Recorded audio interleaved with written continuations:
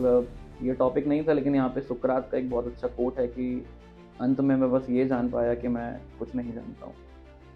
जब हम ये पॉडकास्ट शूट कर रहे हैं तो दुनिया में ग्रीनलैंड को लेके काफी कंट्रोवर्सी चल रही है। तो ट्रम्प को ग्रीनलैंड क्यों चाहिए भाई?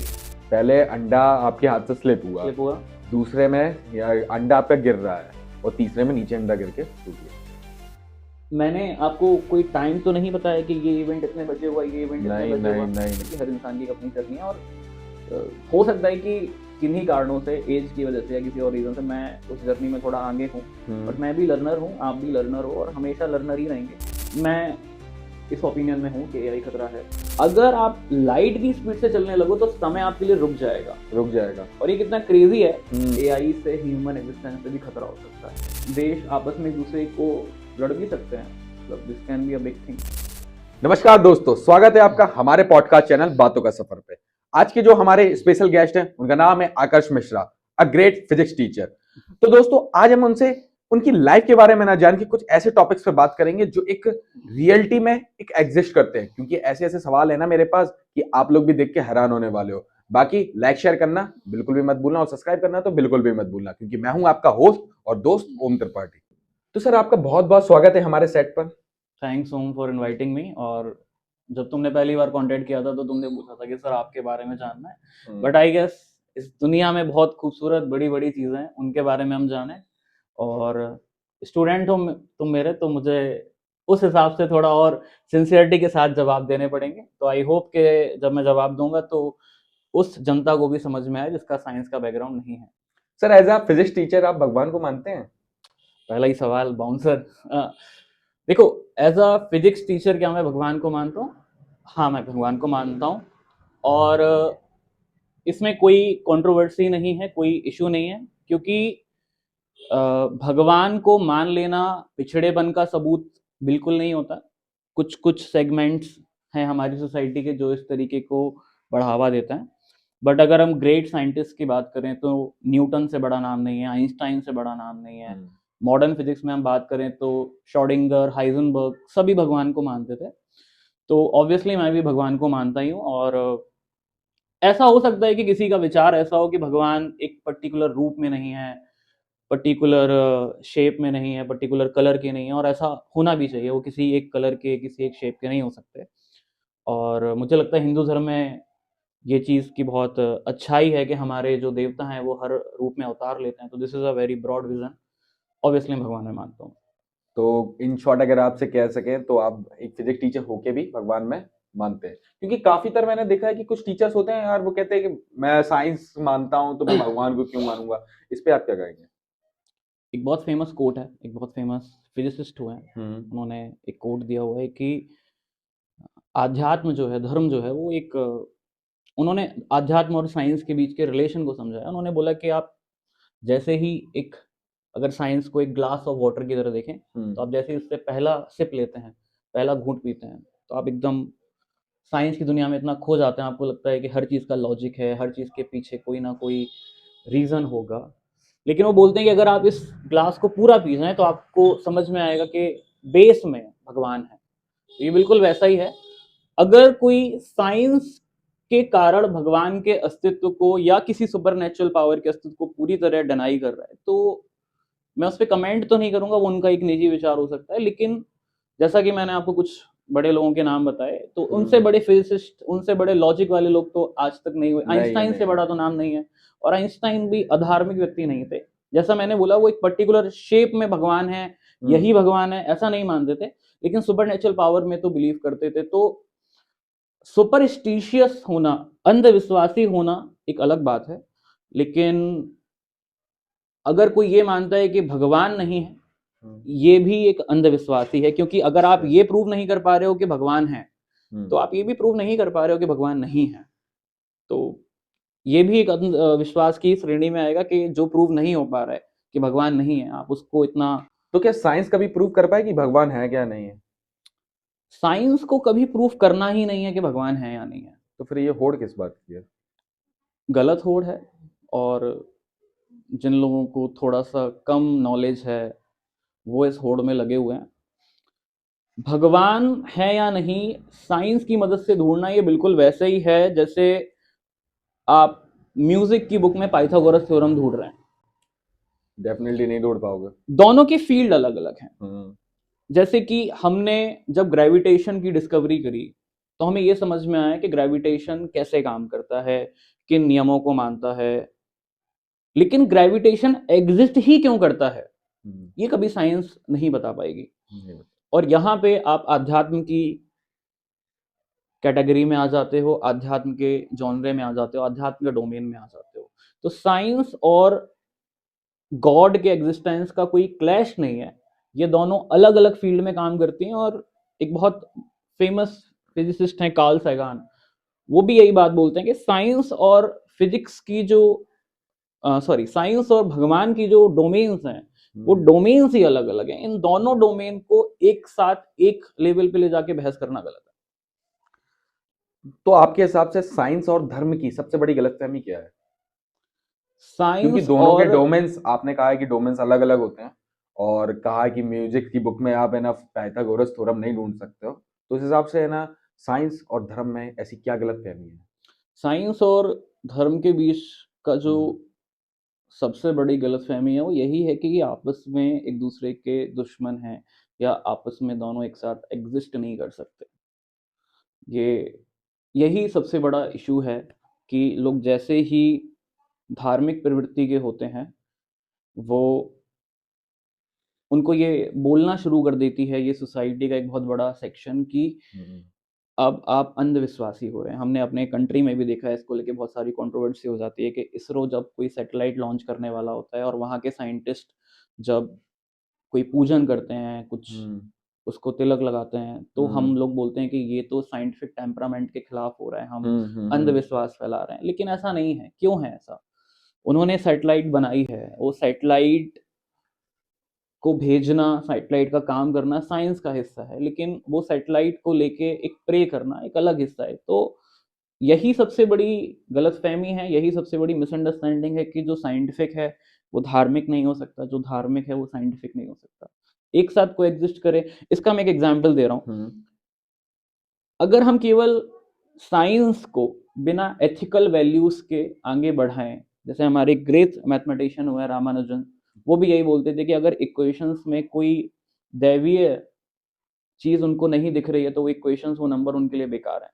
अब आप इसको एक एग्जाम्पल समझिए कि न्यूट्रॉन की डिस्कवरी 1930s के स्टार्टिंग में हुई। लेट 1930s में 38 के आसपास हमने न्यूक्लियस को ब्रेक किया, और 1944 आते हमने न्यूक्लियर बॉम्ब बना के गिरा भी दिया। यानी कि जो डिस्कवरी एटॉमिक एनर्जी की एक बड़ी सी फील्ड को खोल सकती थी, उसका पहला यूज इंसानों ने किसके लिए किया? लाखों लोगों को मारने के लिए किया। मतलब जो एक चीज को है ना जन्म देने की अलग रखती है कि एक पावरफुल चीज बनाने का, उसको लोगों ने कहाँ पे यूज किया? एक एटम बॉम्ब बनाने के लिए। तो मैं यही कह रहा हूँ कि बहुत सारे टेररिस्ट हैं, जैसे कि Osama bin Laden was an engineer.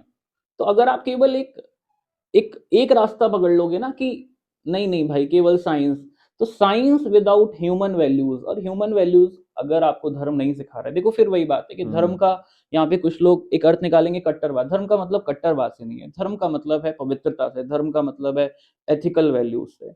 अगर आप उस हिसाब से आगे चलेंगे तो मुझे लगता है कि तभी साइंस ज्यादा मीनिंगफुल होगी, अगर हम एथिकल वैल्यूज धार्मिक रास्ते पे चल रहे हैं। सर, यूनिवर्स में जो कुछ भी हो रहा है, क्या वो कोई कर रहा है या उसके पीछे कोई एक बहुत बड़ी चीज है जो आज तक सामने नहीं आई है? It's a very beautiful question. और ये बिल्कुल एक ट्रैफिक के ओवरव्यू जैसा है। अगर आप अपने बालकनी से खड़े होके, फॉर एग्जांपल एक बिल्डिंग है जिसके बगल में एक चौराहा है, तो आप बिल्डिंग के ऊपर अगर खड़े होके देखेंगे तो आपको ट्रैफिक बहुत ही रैंडम लगेगा।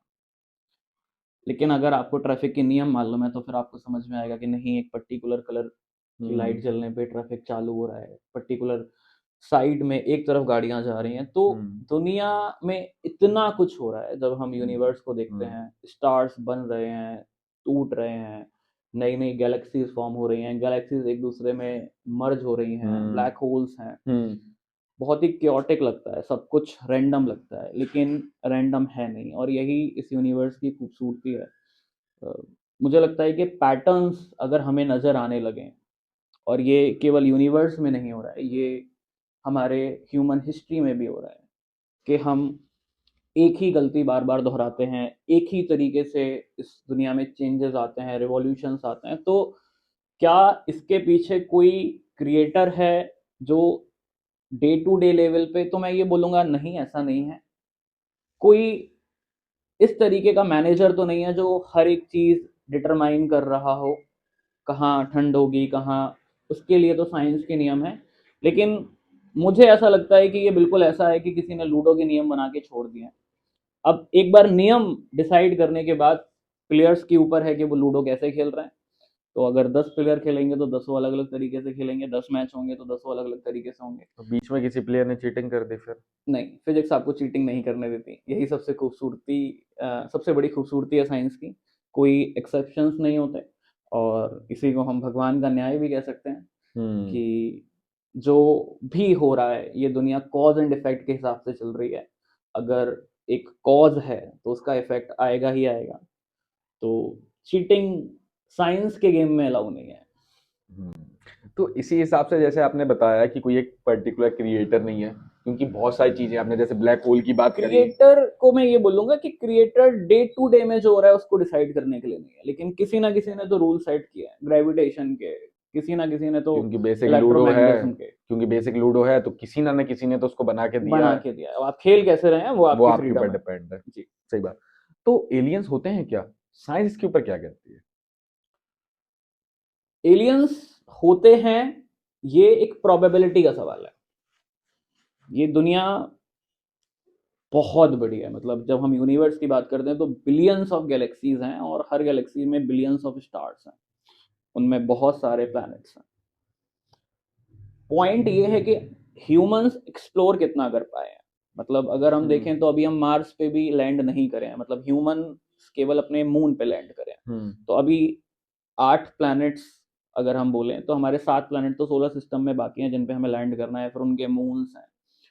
तो एलियंस हैं कि नहीं, ये बात अभी प्रूवन नहीं है, लेकिन अगर हम प्रोबेबिलिटी की बात करें तो यहाँ पे 2 बड़े ओपिनियन बन सकते हैं कि या तो लाइफ का शुरू होना एक इतना रेयर इवेंट है जो कभी दोबारा हुआ ही नहीं, या मान लो हुआ है तो एग्जिस्ट नहीं कर रही हो इसी टाइमलाइन पे। मतलब ऐसा हो सकता है ना कि कोई मीटोराइट आके अर्थ पे गिरे और अर्थ की पूरी लाइफ खत्म हो जाए, यानी कि अर्थ पे लाइफ थी लेकिन वो अब नहीं है। और तो आगे जाके कह नहीं सकता कोई था, एग्जिस्ट था ये भी कि नहीं थे। एग्जैक्टली। तो ये एक ओपिनियन हो सकता है कि अर्थ पे लाइफ का स्टार्ट होना इतना रेयर इवेंट था कि वो कहीं और नहीं हुआ। और दूसरा जो मुझे ज्यादा लगता है और जिस पे ज्यादा साइंटिफिक कम्युनिटी एग्री करती है कि क्योंकि इतने सारे स्टार्स, इतने सारे प्लैनेट्स हैं, तो कहीं ना कहीं अर्थ पे जो लाइफ की कंडीशन है, जो करीब करीब हम ये मान सकते हैं कि 4 बिलियन ईयर्स पहले स्टार्ट हुई थी, वो कहीं ना कहीं किसी और प्लैनेट पे तो हुई होंगी। मे बी हम ये मान सकते हैं कि वो हमारे टाइमलाइन के साथ मैच नहीं कर रही हैं, वो कभी और थी या कभी और होंगी। इस पे मैं एक क्लोजिंग रिमार्क जो देना चाहूँगा वो ये है कि अगर किसी को बहुत ज़्यादा समझ नहीं आ रहा है कि एलियन है कि नहीं, तो ये बिल्कुल वैसा ही है कि आप एक समुद्र में गए, आपने एक मग पानी भरा और आपने बोला कि देखो शार्क नहीं है, तो इस ओशियन में शार्क नहीं होगी। पूरे तो ओशियन में एक मग जितना पानी थोड़ी ना था। हाँ, अभी हमने एक्सप्लोर बहुत कम किया है। सर समय है क्या? बहुत है। तो फिर उस हिसाब से, साइंस के हिसाब से समय एग्जैक्टली है क्या? Time. समय एक ट्रेडमिल जैसा है जिसपे ये यूनिवर्स आगे की तरफ भाग रहा है, और इस जवाब का टेक्निकल आंसर थोड़ा सा एंट्रोपी पे ले जाएगा, जो कि हमें थर्ड लॉ ऑफ थर्मोडायनेमिक्स में मिलती है कि इस संसार की एंट्रोपी जो है, मतलब अगर कोई यहाँ पे नॉन साइंटिफिक बंदा है तो वो उसको ऐसे मान सकता है कि एक ग्लास टूट सकता है, लेकिन एक टूटा हुआ ग्लास जुड़ के दोबारा से ग्लास नहीं बन सकता। तो बेसिकली जो ये डिसाइड कर रहा है कि ग्लास टूट सकता है लेकिन टूटा हुआ ग्लास दोबारा जोड़ नहीं सकता, यही हम मान सकते हैं कि टाइम है। यानी कि अगर मैं आपको, जैसे मैं बच्चों को समझाता हूँ कि मैं अगर आपको 3 इवेंट दूँ ओम, ठीक है, मैं आपको 3 स्टेटमेंट दे रहा हूँ, आपको ये बताना है कि इसमें कौन सा इवेंट पहले हुआ, कौन सा इवेंट बाद में हुआ। अंडा गिर के टूट चुका है, दिस इज स्टेटमेंट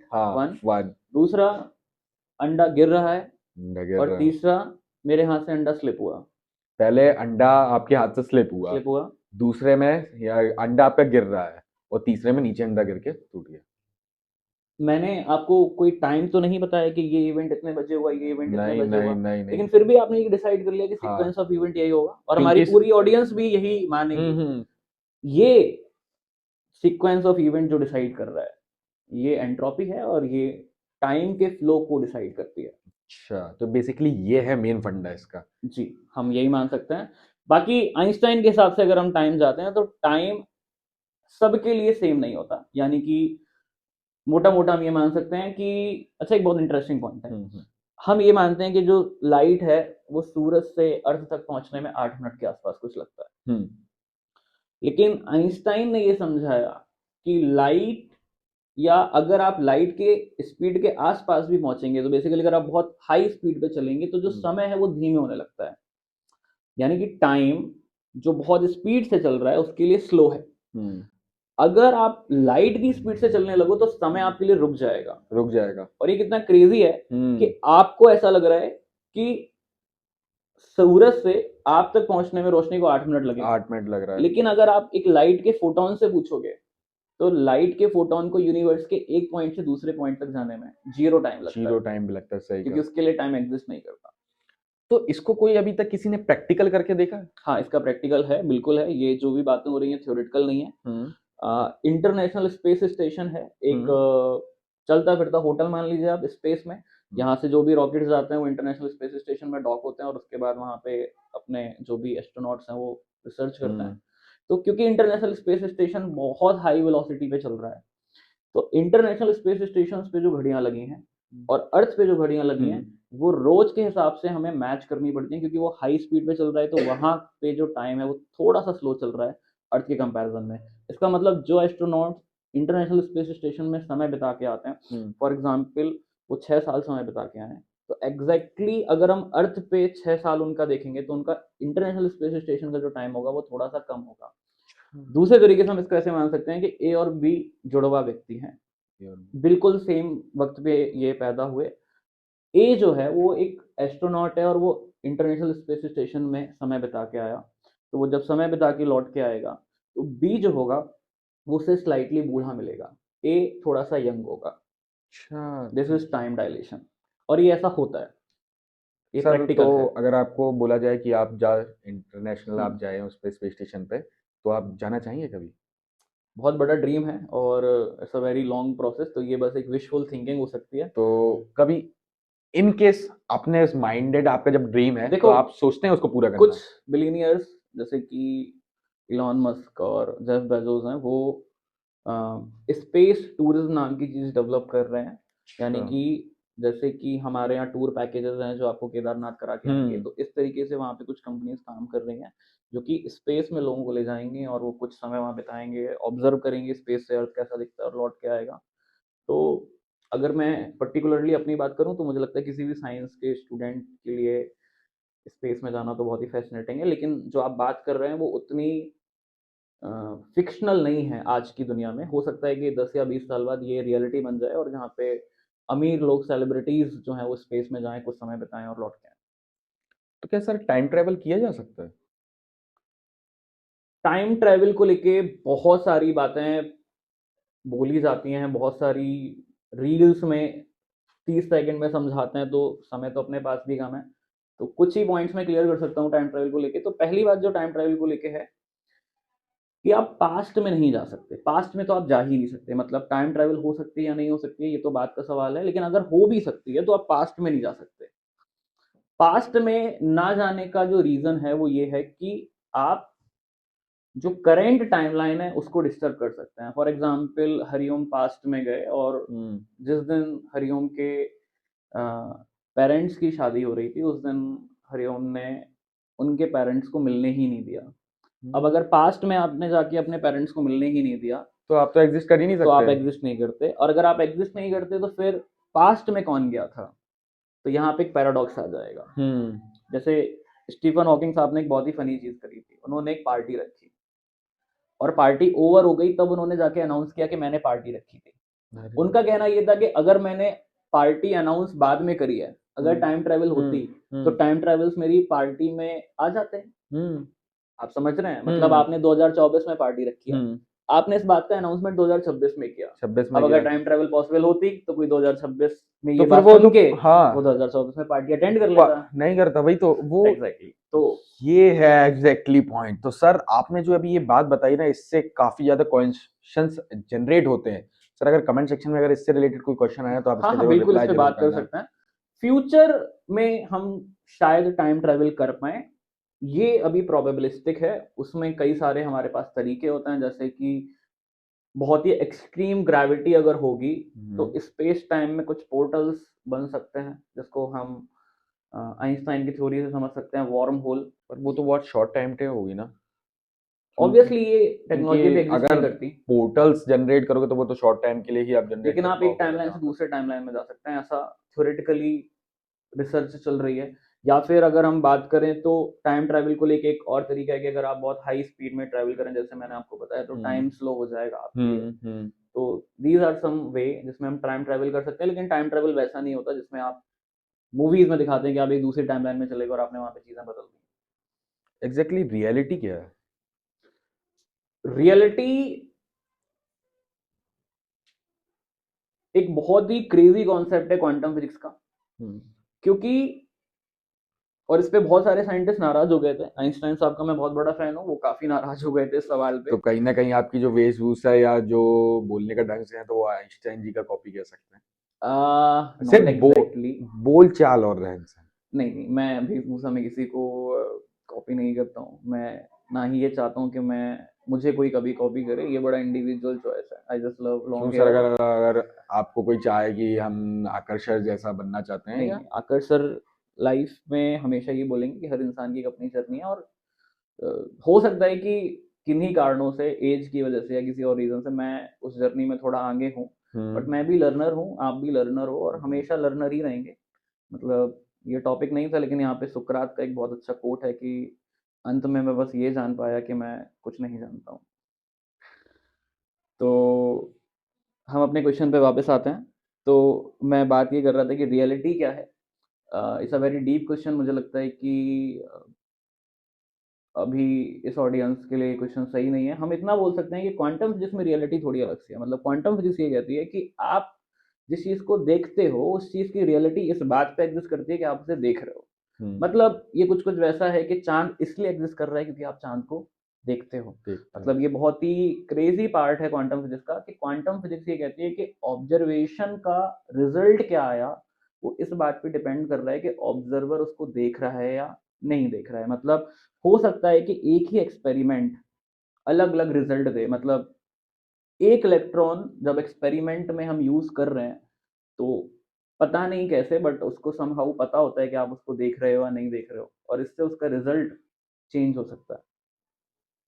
तो सर आप in this episode you will not discuss about the reality, but in future अगर इस पॉडकास्ट पे हमारे लाइक्स आते हैं, कमेंट्स आते हैं, तो हम फिर इस पे एक अलग पर्टिकुलर पॉडकास्ट बनाएंगे। पॉडकास्ट कर सकते हैं, जिसका एक बहुत अच्छा क्वेश्चन ये भी होता है कि अ, क्या भाग्य है। मतलब एक सवाल ये भी है कि जब आपने पूछा कि क्या फ्यूचर एग्जिस्ट करता है, तो फिर कई लोग ये सोचने लगते हैं कि अगर फ्यूचर एग्जिस्ट करता है, इसका मतलब अभी जो हो रहा है वो फ्यूचर में ऑलरेडी एग्जिस्ट, मतलब फ्यूचर में वो हो चुका है। इसका मतलब हम कुछ भी कर रहे हैं। मतलब बच्चे इस बात का बहुत ही गलत फायदा उठाते हैं कि सर जब मैं ऑलरेडी फ्यूचर में फेल हो चुका हूँ, तो इसका मतलब है आज मैं कुछ भी मेहनत कर लूँ तो होना तो फेलियर ही है। फेलर ही है, क्योंकि वो तो डिसाइडेड है। तो दुनिया में एक डिबेट इस बात पे भी होती है कि क्या जो फ्यूचर है वो डिसाइडेड होता है, वो बस एक मूवी की तरह प्ले कर रहे हैं हम, या फ्यूचर अनसर्टेन होता है।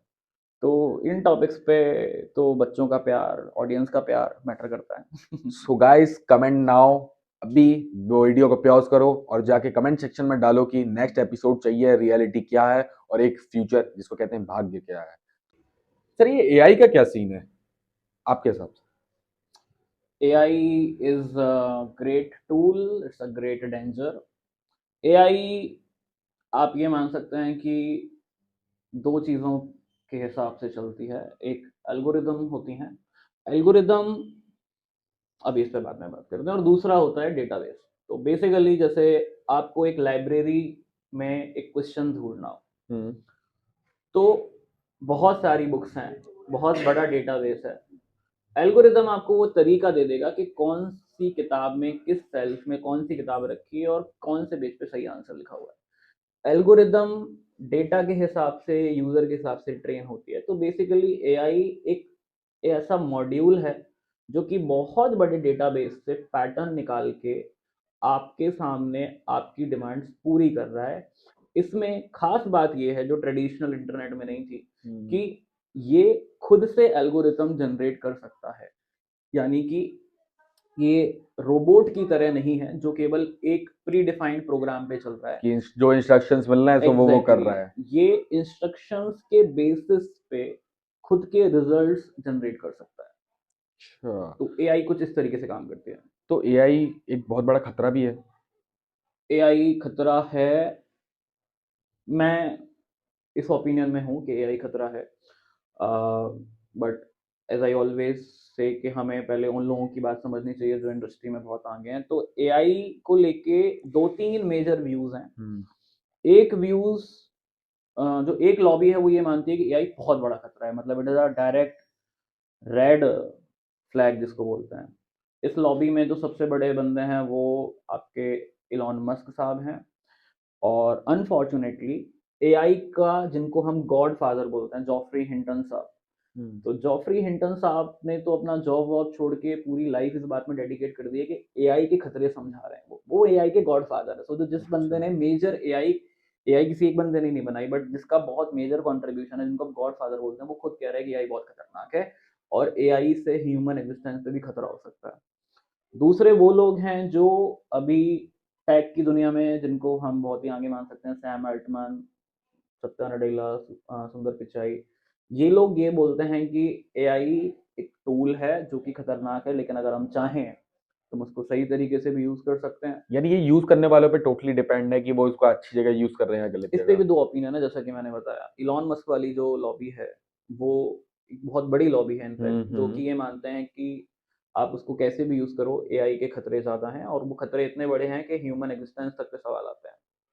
तो मैं भी यही मानता हूँ कि एआई बहुत ज़्यादा खतरनाक हो सकती है, क्योंकि हमने, जैसा मैंने आपको एटम बम का एक एग्जांपल दिया, हम बहुत ही जल्दी किसी एक साइंटिफिक डिस्कवरी का बहुत गलत यूज़ कर सकते हैं। मतलब एक बहुत ही एक जगह मैंने कहीं पढ़ा था कि अ, नाजी जब अटैक चल रहे थे, हिटलर जब एट्रोसिटीज़ कर रहा था, तो गैस चैम्बर किसी ना किसी साइंटिस्ट ने ही तो बनाए होंगे।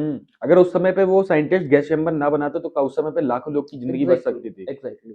ठीक है, और इसके लिए आपने क्योंकि ये बात बोली तो लोगों को हाइजनबर्ग के बारे में थोड़ा सा जानना चाहिए। हाइजनबर्ग ओपनहाइमर की तरह एटम बम बना रहे थे नाजी अच्छा। जर्मनी के लिए। काफी अच्छा एपिसोड है, हम अगर एक और पॉडकास्ट करते हैं तो उनकी कहानी पे बात जरूर, करेंगे। Sure sure. और उन और वो ओपनहाइमर से काफी आगे थे। मतलब अगर हम ये बोलें कि वो एटम बम शायद ज़्यादा जल्दी या ज़्यादा पहले बना लेते, लेकिन उनकी लैब में आग लग गई और उनको रिसोर्सेस नहीं मिले। तो बाद में उन्होंने ऐसा बोला कि ये आग वगैरह जो थी उन्होंने जानबूझ के लगाई और उन्होंने जानबूझ के एडोल्फ हिटलर के लिए एटॉमिक बम नहीं बनाया। तो हाँ, ऑब्वियसली अगर साइंटिफिक कम्युनिटी कॉपरेट नहीं करती तो it is ultimately in the hands of humans कि आप टेक्नोलॉजी का कैसे इस्तेमाल कर रहे हैं। But AI is a threat, AI से खतरा है। आप हमारे व्यूअर्स को क्या बताना चाहेंगे अगर एआई अगर एक थ्रेट है तो उससे बचने के लिए? साइबर सिक्योरिटी पे तो बहुत डिटेल में इंफॉर्मेशन अवेलेबल है। बाकी एआई को लेके अगर मैं खतरे की बात करूं तो दो तीन तरीके के खतरे हैं। तो पहला तो ये है कि अपना पर्सनल डेटा आप कितना ज़्यादा अपलोड कर रहे हैं, क्योंकि जैसा मैंने आपको बताया कि एआई को अगर हम बहुत सरल शब्दों में बोलें तो it is algorithm plus data. तो वो डेटा के लिए भूखी है। वो एक अगर राक्षस है तो वो उस राक्षस का खाना डेटा है। तो आप उसे जितना अपना पर्सनल डेटा देते जाओगे वो उतना ज़्यादा स्ट्रांग होती जाएगी, प्लस वो कल के दिन आपके ही अगेंस्ट में यूज हो सकती है। उससे हो सकता है कि आपको डायरेक्ट खतरे ना हो, लेकिन आपकी चॉइसेस को वो, आपके पॉलिटिकल व्यूज को, आपकी आइडियोलॉजीज को अफेक्ट कर सकती है। आपको जानबूझ के ऐसा कंटेंट दिखाए जो आपको एक पर्टिकुलर तरीके के एक पर्टिकुलर डायरेक्शन में धक्का दे, पुश करे। तो एक तो पर्सनल डेटा का बड़ा इशू है। दूसरा, अगर मैं बोलूँ, जैसे आप भी स्टूडेंट ही हैं, आप भी एक लर्निंग फेज में है। बहुत सारे बच्चों के समझने के कि क्या एआई जॉब खा जाएगी। तो जॉब जो रिपीटेड टाइप की जॉब है, जहाँ पे आपको कुछ कॉपी पेस्ट टाइप का काम करना है, जहाँ पे आपकी स्किल्स इन्वॉल्व नहीं हो रही हैं, तो उनसे बचने के लिए अगर आपको इस तरीके की जॉब में है तो आप स्किल बेस्ड जॉब में स्विच करिए। एक ऐसी जॉब में आइए जो ह्यूमनली हो। ऐसा मैंने कहीं पढ़ा था कि ऑपरेटिंग बाय ह्यूमंस। हाँ, ऐसा मैंने कहीं पढ़ा था कि यूरोप में एक बहुत बड़ी एक पार्ट ऑफ सोसाइटी है जो कि दोबारा से कारपेंट्री और इस तरीके की स्किल्स सीखने लगी हैं। बोलते हैं कि अगर एआई आ गई तो कम से कम कारपेंट्री तो कर लेंगे, कम से कम ये सारे काम तो कर लेंगे। तो हाँ, मतलब एआई क्योंकि से एआई जाके कारपेंटर नहीं कर पाएगा, तुम्हारे घर का फर्नीचर कारपेंटर ही बनाएगा, एआई नहीं बना के दे हाँ, पाएगा। अभी तो एटलीस्ट हम काफी टाइम तक ये बात बोल सकते हैं, बाकी उसमें भी तो क्या आपको लगता है कि ये आगे जाके फ्यूचर्स में भी है ना, कारपेंटर्स का भी जॉब एआई छीन सकता है? बिल्कुल। देखो, आज से कुछ साल पहले अगर हमें एक एरियल शॉट लेना, तो हमें एक हेलीकॉप्टर चाहिए, एक पायलट चाहिए, एक फोटोग्राफर चाहिए। आज आपके पास ड्रोन है। अभी कम से कम आपके पास एक ड्रोन पायलट चाहिए, लेकिन हो सकता है कि इतना अच्छा एआई डेवलप हो जाए जो कि ड्रोन भी वो खुद ही फ्लाई करे, कौन से एंगल से शूट लेना है वो खुद ही करे। आपने सिर्फ अपना बटन दबाया, वो सिलेक्ट किया हाँ, और वो वो उसने खुद ही वहां पे किया। लोकेशंस को ट्रैक कर रहा है, ऑब्स्टेकल्स को देख रहा है। तो कारपेंटरी में भी ऐसे ही है, जैसे कि फर्नीचर पहले केवल कारपेंटर ही बनाते थे, बट अब हमारे पास 3D प्रिंटिंग मशीन्स हैं। 3D प्रिंटिंग मशीन से पूरे पूरे घर बन रहे हैं, घर बन केवल रहा है। फर्नीचर नहीं बन रहा है। तो every job is under threat of AI, इसलिए मैं बोलता हूँ कि एआई से खतरा तो है, बट फिर भी आप जितना ह्यूमनली स्किल्स पे इन्वेस्ट करेंगे उतना इट इज मोर सेफ। अभी सर जो डीप फेक्स बनाए जा रहे हैं वो भी एआई की वजह से, उसके ऊपर क्या कहेंगे? मैंने आपसे बोला ना कि डीप फेक्स, जैसे किसी भी व्यक्ति का आप फेस स्वैप कर रहे हो या कुछ कर रहे हो, यानी कि आपके पास एक ओरिजिनल कंटेंट तो है ही ना। तो ओरिजिनल कंटेंट पे किसी ने किसी का फेस लगाया, यानी कि हमारे पास दो चीज़ें हैं। एक तो हमारे पास एक ओरिजिनल वीडियो है जो कि मे बी सेक्सुअली या वायलेंस वाइज कुछ इस तरीके से, it is not a good public particular content. Recorded किया हाँ, गया, फिर उसके बाद उसको ना बस फेस स्वैप कर दिया हाँ, गया। इसका मतलब दोनों कंटेंट जब हमने दिए तब एआई ने उसको मिक्स किया, एक कंटेंट जो वायलेंट है या सेक्सुअली एक्सप्लिसिट है, और दूसरा जिसका हमें लगाना है। तो this is what I am saying कि आप अपने पर्सनल डेटा को, जैसे घिबली इमेजेस जब हमने जनरेट किए तो बहुत सारे लोगों ने बहुत प्राइवेट फोटोज भी अपने उस पे अपलोड करना स्टार्ट कर दिए कि ये तो एनिमेटेड है, पता नहीं चलेगा। सो दिस इज जिस पे हमें बचना चाहिए। देन आपने अपने रिलेशनशिप में क्या किया कि जिनके आप ओपनली नहीं डाल सकते उनके साथ इमेज, एग्जैक्टली उन्होंने गिबली से बनाया। बट इन केस कहीं ना कहीं वो एआई के डाटाबेस में वो आपकी फोटो तो सेव हो ही चुकी है, हमेशा के लिए, कभी ना कभी वो आपके इन फ्यूचर आपके अगेंस्ट यूज की जा सकती है ना। हमेशा के लिए। एग्जैक्टली आप जो भी इंटरनेट पे अपलोड कर रहे हैं उसका कहीं ना कहीं एक ब्लूप्रिंट, या आप उसको, नॉट ब्लूप्रिंट, तो बट उसका कोई ना कोई किसी ना किसी फॉर्म में एग्जिस्टेंस इंटरनेट पे तो हमेशा सर की इसका रहेगी। ऐसा कितना बड़ा डाटाबेस हो सकता है कि सर इतने सालों का डाटा वो पल बहुत सेट बड़ा, कर बहुत सकता बड़ा। है? ऐसा बोला जा रहा है कि जो वर्ल्ड पावर्स होंगी वो डेटा सेंटर ही डिसाइड करेगा। मतलब जैसे पहले ऑयल डिसाइड करता था कि कौन कितनी बड़ी वर्ल्ड पावर है, तो बहुत बड़े बड़े, इनफैक्ट अगर आप, जब हम ये पॉडकास्ट शूट कर रहे हैं तो दुनिया में ग्रीनलैंड को लेके काफी कंट्रोवर्सी चल रही है। तो ट्रम्प को ग्रीनलैंड क्यों चाहिए भाई? उनका बहुत बड़ा देश है, रिसोर्सेज भी हैं अब तो उनके पास। तो ग्रीनलैंड इसीलिए चाहिए क्योंकि वहां पे वो बहुत बड़े बड़े एआई पार्क्स बनाना चाहते हैं, तो उनको एक खाली जगह चाहिए। स्पेशली ठंडे एरियाज में क्या होता है कि आपको हीट जनरेशन का इशू थोड़ा सा कम होता है, कूलिंग का थोड़ा सा जो आपका प्रॉब्लम है वो थोड़ा सा फिगर आउट हो जाता है। तो इसीलिए ये जो भी चल रहा है, आप जो बोल रहे हैं कि कितने बड़े बड़े डेटा सेंटर होंगे, बहुत बड़े बड़े डेटा सेंटर बनाने की कोशिश करी जा रही है। तो उन डेटा सेंटर्स को चलाने के लिए इतनी एनर्जी की डिमांड्स है कि देश आपस में एक दूसरे को लड़ भी सकते हैं। मतलब this can be a big thing. तो आगे कुछ शायद ऐसा देखने को मिल सकता है। बिल्कुल, Greenland is a direct example of it. Greenland में उनके जो इंटरेस्ट है वो केवल दो ही हैं, वहाँ पे रिसोर्सेज बहुत ज़्यादा हैं, मिनरल रिसोर्सेज, नेचुरल रिसोर्सेज। दूसरा, कुछ रिपोर्ट ये कहते हैं कि वहाँ पे उनको अपने एआई के टेक्निकल पार्क्स बनाना है। क्या कुछ ऐसा है जो इंसान कभी समझ नहीं पाएगा? साइंस के हिसाब से अगर देखें तो इसके दो मतलब निकाल सकते हैं कि क्या कुछ ऐसा है जो इंसान समझ नहीं पाया है, और क्या कुछ ऐसा है जो कभी समझ नहीं पाएगा। तो अगर हम ये बोलें कि जो समझ नहीं पाए, जो बाकी है वो तो बहुत है, मतलब इट इज़ ऑलमोस्ट इनफाइनाइट। अभी हम टेक्नोलॉजी के लेवल पे, फिजिक्स के लेवल पे, साइंस के लेवल पे बहुत फ्रैक्शन ऑफ चीज़ें समझ पाए हैं। डार्क मैटर, डार्क एनर्जी, और एज आई टोल्ड यू कि अभी अपने ही सोलर सिस्टम के सातों प्लैनेट बाकी हैं एक्सप्लोर करना। तो there is a lot of thing. क्या कुछ ऐसा है जो कभी समझ नहीं आएगा? हाँ, बिल्कुल। इसके भी एक जो आंसर है उसका तो आंसर ये है कि ह्यूमंस जो हैं वो बेसिकली एज अ क्रिएचर उनके मेंटल आईक्यू की, उनके ब्रेन कैपेसिटी की लिमिट्स हैं।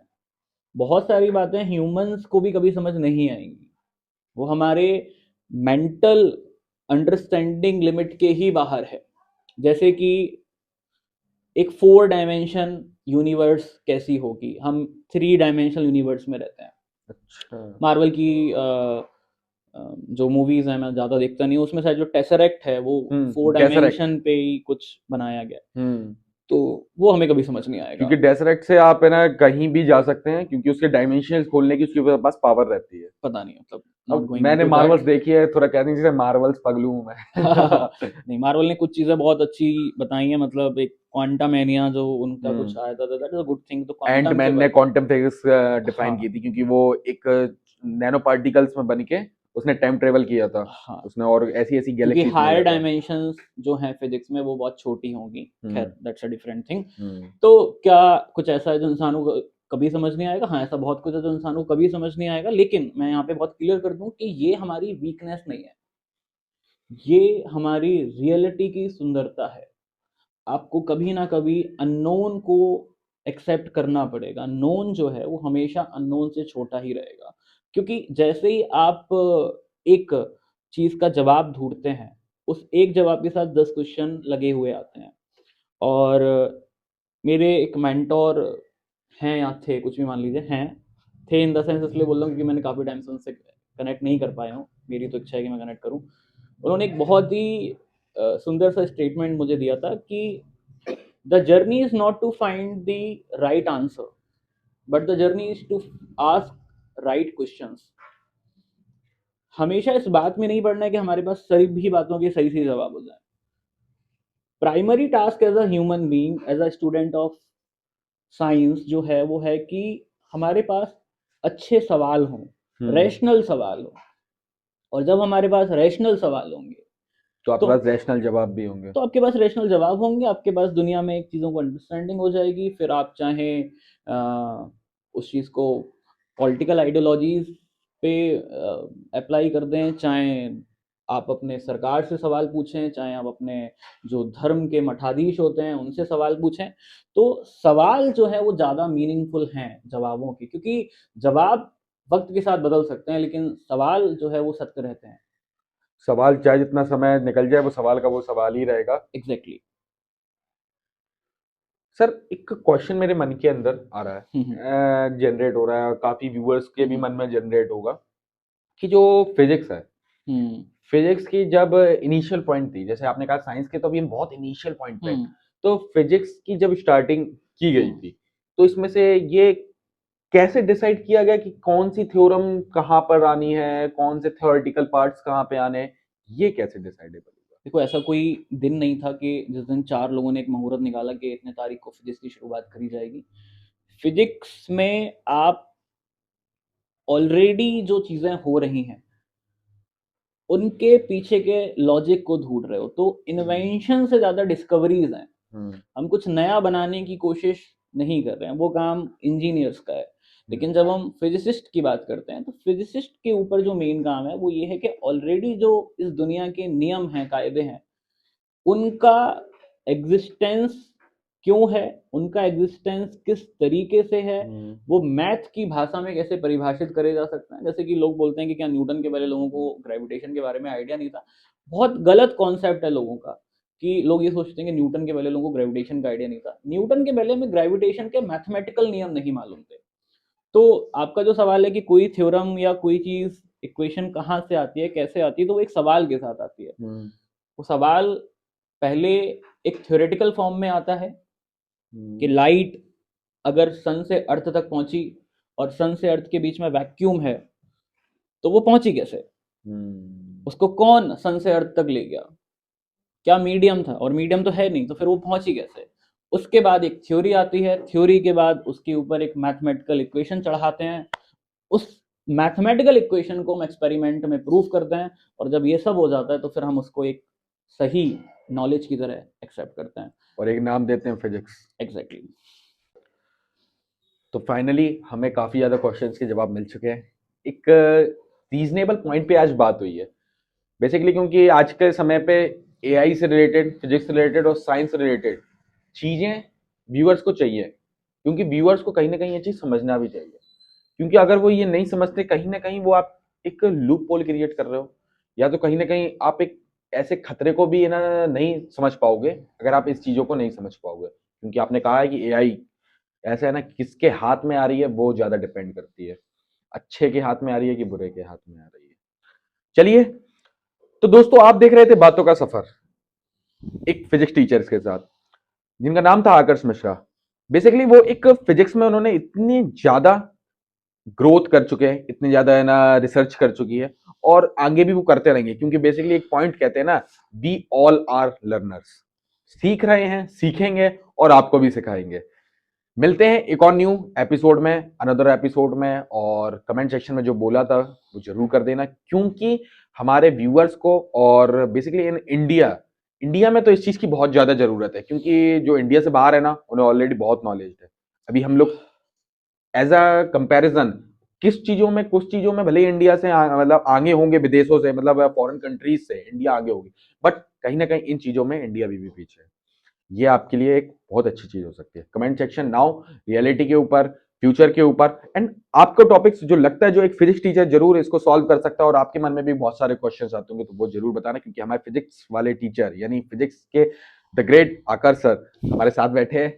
दोस्तों मिलते हैं आपको अनदर एपिसोड में, तब तक के लिए जय हिंद, जय भारत।